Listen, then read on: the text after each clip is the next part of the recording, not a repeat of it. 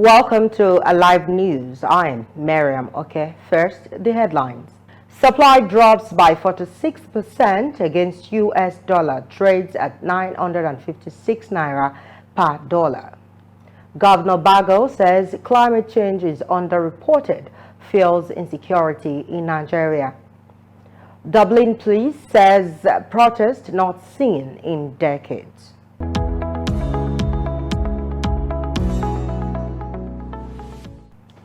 The news in details. Data from the Financial Markets Infrastructure Group Warehousing Securities Exchange states that the value of the Naira declined by 13.78% from the previous day's closing rate of 840 Naira 53 kobo against the US dollar.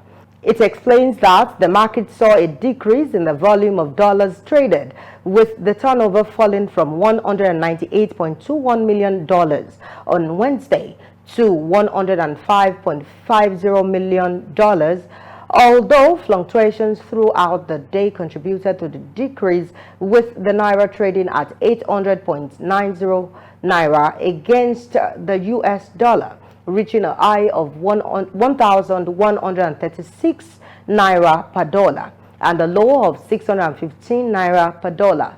Eventually, it closed trading at 956.33 Naira per dollar. The Central Bank of Nigeria has made several efforts to address the backlog of foreign exchange forward contracts, yet the instability of the Naira continues. Recent data from the World Bank reveals that the Naira is one of the worst performing currencies globally, having lost approximately 40% of its value since June. The CBN's inability to meet the demand for foreign exchange orders, as highlighted by the Economic Intelligence Unit of the Economist Group, is anticipated to persistently exert strain on the Naira. The Nigerian National Petroleum Company Limited says it would end the importation of refined petroleum products by December 2024, as all the country's refineries will be operational by then. It also projected that the national oil firm would grow its revenue to 4.5 trillion naira at the end of 2023, adding that the rehabilitation of the Port Harcourt Refining Company under NNPCL's management will be completed by December this year. The Group Chief Officer of the NNPCL, Malik Yari, disclosed this when he led officials of the company to a meeting with the Speaker of the House of Representatives, Tajuddin Abbas, where the lawmaker called for the privatization of Nigeria's refineries. Also, oil marketers on Thursday confirmed the readiness of the Port Harcourt refinery, as they stated that its operations, which could begin in January 2024, would lead to a considerable drop in the prices of refined petroleum products. At the meeting in Abuja, Kyari declared that Nigeria was on track to stop the importation of refined petroleum products in 2024 and would emerge as a net exporter of the commodities in the same year. He also provided explanations on the commencement of operations of the Port Harcourt, Warri, and Kaduna refineries. The company's salesman says all refineries will become fully operational, adding that the country would become a net exporter of petroleum products by the end of 2024. Air Marshal Hassan Abubakar, in a successful graduation, announces 12 fresh combat pilots from the Basic Flying Course 20 at the 403 Flying Training School in Kano. In a statement released by the Director of Public Relations and Information for the Nigerian Air Force, Air Commodore Edward Gapquet, the Chief of the Air Staff, urged the newly trained pilots to make the most of their training and contribute their utmost to maintain the achievements made in various operational areas across the country. He emphasized that the Nigerian Air Force has been actively engaged in independent and joint operations to combat criminals and restrict their freedom of action while shaping the operational environment in different theaters. Air Marshal Abubakar highlighted the importance of injecting new and dynamic pilots into the force to enhance the effectiveness of ongoing operations. He acknowledged the significant support provided by the federal government in terms of platforms and equipment to combat terrorism, insurgency, and other criminal activities. However, he also acknowledged that acquiring new platforms brings additional responsibilities regarding manpower, training, and operating costs. Niger State Governor Mohammed Umar Bago raises concern about the negative effect of climate change, saying it is partly responsible for the spate of insecurity being witnessed in the country. He says the effects of climate change are underreported, adding that climate change should be critically managed by the government and experts because of its adverse effect on the people and the economy. He identified flooding, desertification, environmental pollution, and more as the problem. Bargo says that despite efforts being made, the devastating effects of climate change are recorded yearly. He further attributed some cases of insecurity to climate change, which deserves priority attention. He added that proper coverage of the effect of climate change by the media can set agenda for the legislature and indeed the executive. He further reveals that his administration is prioritizing climate change to mitigate natural and man-made disaster, with a decision to convoke a green economy summit. So joining us to discuss the major topic is the CEO, Viva City Development, Oluwakemi Areola. Welcome, ma'am. Thank you so much for having me. Thank you, ma'am. So it has been reported that climate change has altered our environment and ecosystem.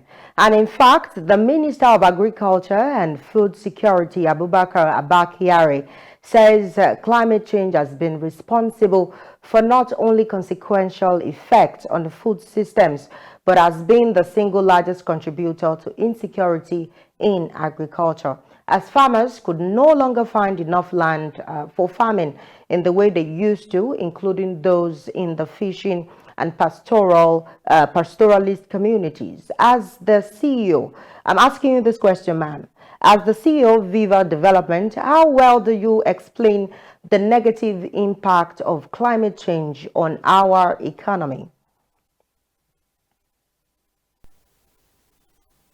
Climate change has a vast amount of negative effects that it's currently causing to our surroundings and actually to us as individuals.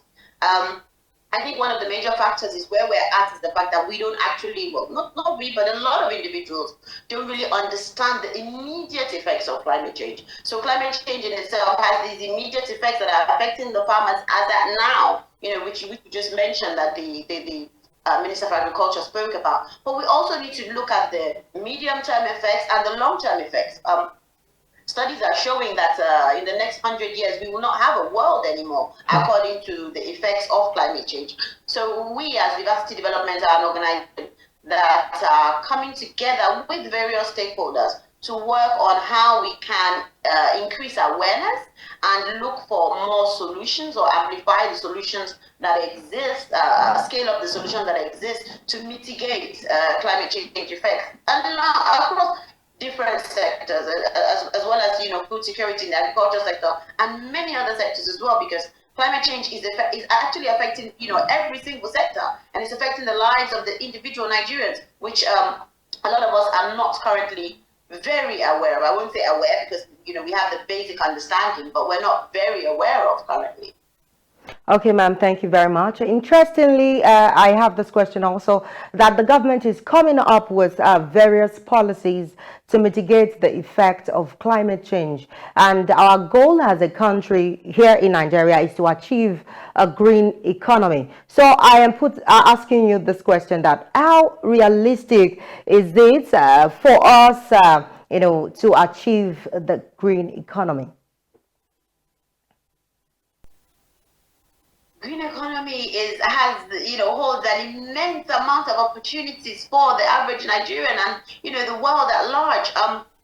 I think it's an area that under-tapped here in Nigeria. I think we need stakeholders and say both the CSO and the private sector to continue to work with the government to see how we can implement some of these policies, because I'm very big on saying that government is in the business of creating the policies, but when it comes to the implementation, when it comes to the actual initiatives that enhance the effectiveness of these policies, I think it's down to the private sector as well as the CSOs with their assistance. And we were able to get the dividends of these policies. So the green economy, I want as many young people as possible to tap into this. This is a an immense wealth creation opportunity.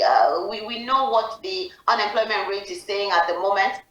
And we know what entrepreneurship is currently like in Nigeria. You see a lot more graduates going along the entrepreneurship lines. So I feel if we're able to educate better on the green economy, we're able to invest more in research and development of various areas within this green economy.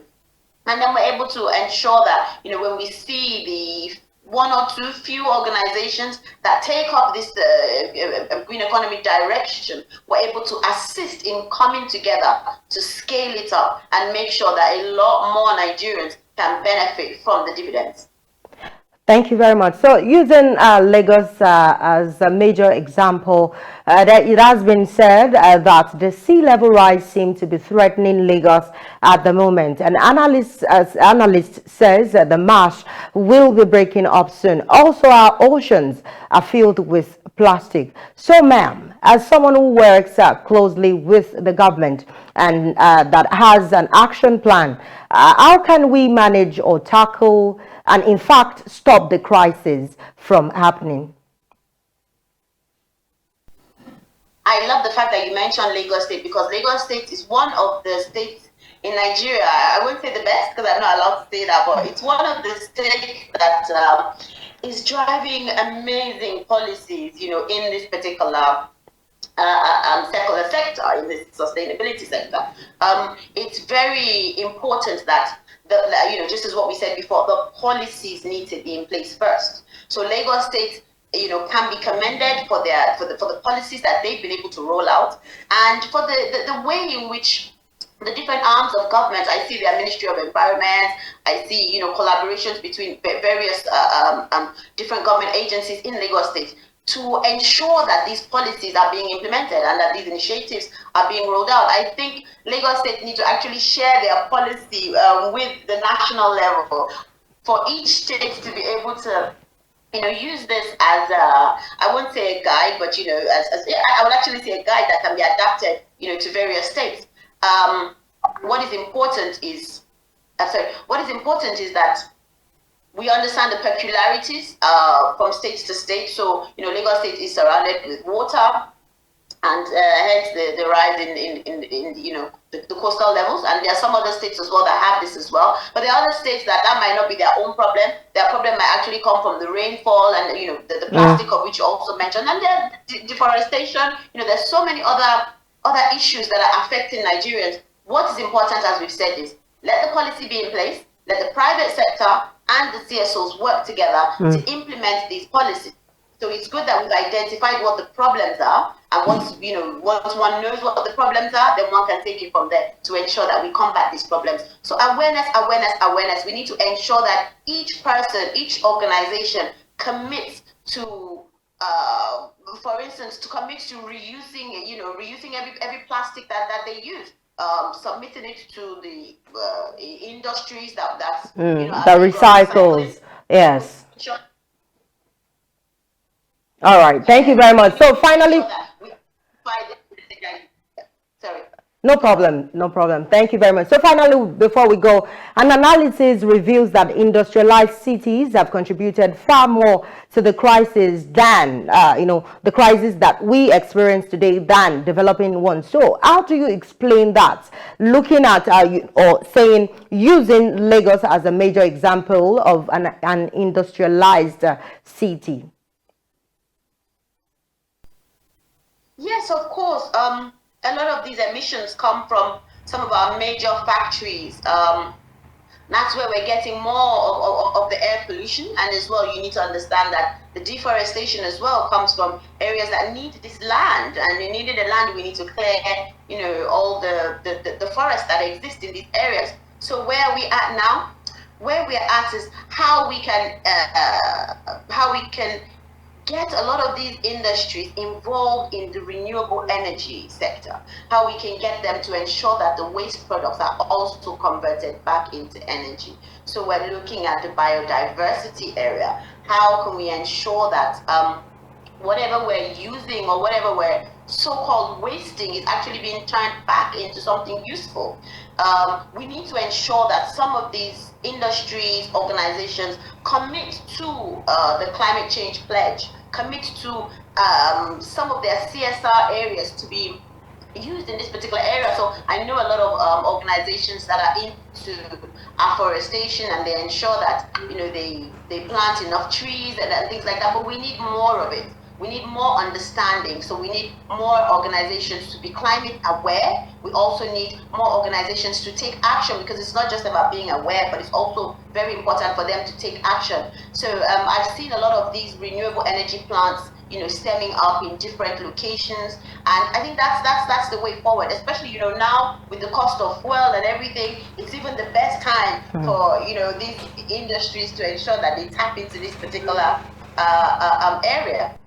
Transportation. Okay, thank you very much. So you've been talking about awareness and sensitization. So what are your, maybe you should just pick up a line to create an awareness message, ma'am. Okay, so we are actually starting a climate change pledge, which is called Eco Nigeria, and that's available on our website. We are hoping to get at least 20 to 30 million Nigerians sign this Eco Nigeria pledge. And the Eco Nigeria pledge just increases awareness. So we're first of all concentrating on the increase of awareness, and then we're looking at the increase of research and development for our peculiar country.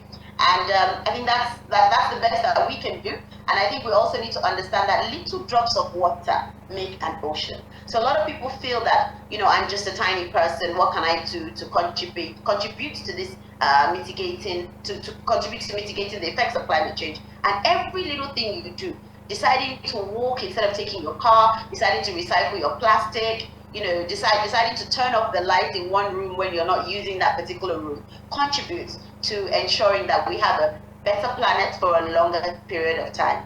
So more awareness. Thanks for your contribution, ma'am. I am sure you'll come back, you know, to share more insights on the climate change. Thanks for coming on the program. That's all we have for you. Let's move to the next story.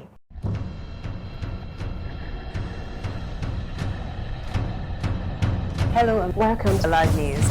The immediate past Minister of Youth and Sports Development Chief Sondidari. The federal government of Nigeria has taken punitive action against the secretariat. Nigerians have expressed fear over the possible shutdown of businesses and job losses. See, things are just going higher every day. For the fact that going from here to Umbaling day before was at 300, but now is at the high side of 700, 800. The subsidy costs us trillions of naira yearly. Such as a vast sum of money will have been better spent on public transportation, health care, school, housing, and even national security.